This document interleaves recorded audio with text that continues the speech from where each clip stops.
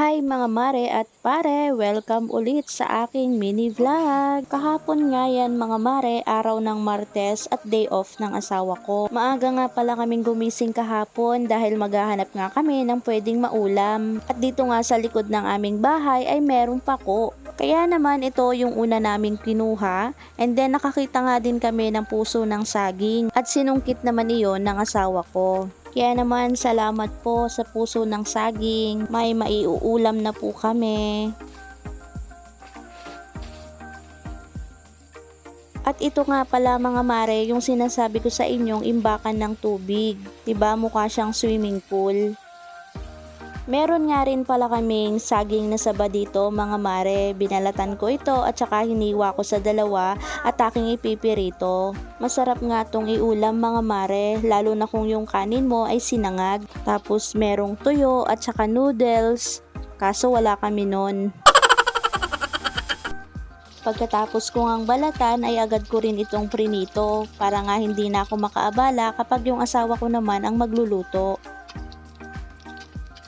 And syempre mga mare, hindi mawawala yung ating buko juice. Hanggat may masusungkit tayong buko, inom lang tayo ng inom, maganda yan sa ating katawan. Binuksan ko na nga rin pala tong condensed milk para nga mas lalong sumarap yung ating buko juice.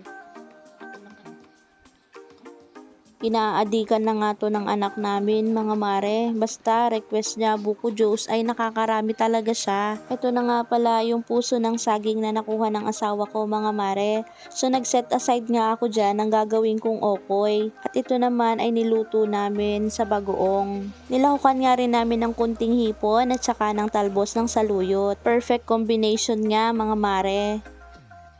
At ito naman yung nakuha naming pako. So nagayat lang yung asawa ko dyan ng kamatis at saka ng konting sibuyas. Nilagyan na rin niya ng konting bagoong. At ayan na nga, nilamas-lamas na nga niya. Mas masarap nga daw kapag kinakamay. Sorry sa term ko mga mare, yun na lang naisip ko eh. Bandang alas 5 nga ng hapon yan mga mare ay naisipan naming pumunta sa palengke para nga maghanap at bumili ulit ng ulam. Tinanggal na nga pala nung asawa ko yung trapal ng tricycle kasi mukhang hindi naman nauulan.